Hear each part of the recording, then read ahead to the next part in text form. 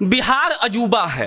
इतना अजूबा कि बिहार के कोई मंत्री आकर कहते हैं कि ट्रांसफर में सब लोग घोटाला करता है, अगर सारे मंत्रियों का चेकअप चेक किया जाए तो उनके घर से करोड़ों रुपए मिलेंगे। और इसी अजूबे बिहार में कोई मंत्री मदन सहनी आकर यह कह जाते हैं कि कोई भी इंसान, कोई भी ब्यूरोक्रेट उनका बात नहीं सुन रहा है और इसीलिए वो इस्तीफा देना चाहते हैं। नीतीश कुमार की सरकार पर यह बड़े सवाल खड़े कर रहा है, लेकिन साथ में अब जीतन राम मांझी जी ने मदन सहनी का समर्थन किया है। जीतन राम मांझी ने कहा है कि मदन सहनी ने जो भी कहा है वो बिल्कुल सही है और 20% ऐसे अधिकारी हैं, जीतन राम मांझी कह रहे हैं कि 20% ऐसे अधिकारी हैं जो किसी भी अफसर का, किसी भी नेता का, माफ करिएगा, बात नहीं सुनते हैं। अब ऐसे में सवाल उठता है कि कोई भी अधिकारी किसी नेता का बात क्यों नहीं सुनता है और मदन सहनी जैसे मंत्री को इस्तीफा देने की नौबत क्यों आ गई। इसके बाद अगला सुनिए। जीतन राम मांझी दिल्ली गए थे। दिल्ली जाकर उन्होंने बात किया गृह मंत्री से, यानी कि अमित शाह से, और अमित शाह से उन्होंने मांग की कि कर्पूरी ठाकुर और दशरथ मांझी को दिया जाए भारत रत्न। और इसके बाद जीतन राम मांझी साहब ने अभी ट्वीट किया है, और ट्वीट क्या किया है आपको हम पढ़कर सुना देते हैं।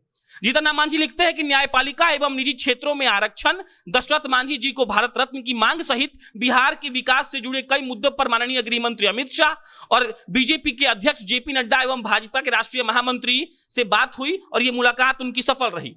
उसके बाद उन्होंने लिखा है कि माननीय प्रधानमंत्री नरेंद्र मोदी जी से मैंने कर्पूरी जी, दशरथ जी को भारत रत्न की मांग के साथ साथ न्यायपालिका एवं निजी क्षेत्रों में आरक्षण देने की मांग की थी, जिसके आलोक में उन्होंने 3 सदस्यों की शक्तिशाली कमेटी बनाकर मेरे मांगों पर विचार करने की बात कही है। धन्यवाद मोदी जी। जीतन राम मांझी जब दिल्ली गए थे उसी वक्त नीतीश कुमार दिल्ली में थे और अपने आंख का इलाज करा रहे थे। और जीतन राम मांझी जब अमित शाह से मिलने जा रहे थे तो कई तरह के सवाल उठ रहे थे कि जीतन राम मांझी जब सहयोगी हैं एनडीए के और नीतीश कुमार के, और वो अभी अभी नीतीश कुमार के सहयोगी बने हैं, तो वो क्यों जा रहे हैं मिलने। और जब मिलने के बाद वो आए तो उन्होंने कहा कि दशरथ मांझी और कर्पूरी ठाकुर के लिए उन्होंने भारत रत्न की मांग की थी, जिसके लिए माननीय प्रधानमंत्री जी ने कुछ उस पर एक्शन लिया है। उसके अलावा उन्होंने कहा कि जो आरक्षण है वो अन्य क्षेत्र में भी दिया जाए। और इसके अलावा जब जीतन राम मांझी ने मदन सहनी का समर्थन करते हुए ये कह दिया कि मदन सहनी जी बिल्कुल सही कह रहे हैं, ऐसे 20% अधिकारी हैं जो नेताओं का बात, जो जीते हुए विधायक और सांसद का बात नहीं सुनते हैं और इस पर कार्रवाई होनी चाहिए। उस वक्त से फजीहत शुरू हो चुकी है नीतीश कुमार की और एनडीए गवर्नमेंट की। ज्ञानेंद्र ज्ञानू खुद ही कह रहे हैं कि ट्रांसफर में घोटाला हो रहा है और करोड़ों रुपए नेता लोग अपने गटका के रखे हुए हैं, और एन वक्त पर मदन सहनी ये कहते हैं कि हमको इस्तीफा देना है क्योंकि हमारी बात कोई भी ब्यूरोक्रेट्स नहीं सुन रहा है। तो सवाल उठता है कि जिस जंगल राज के भभकी देकर नीतीश कुमार सत्ता में आए थे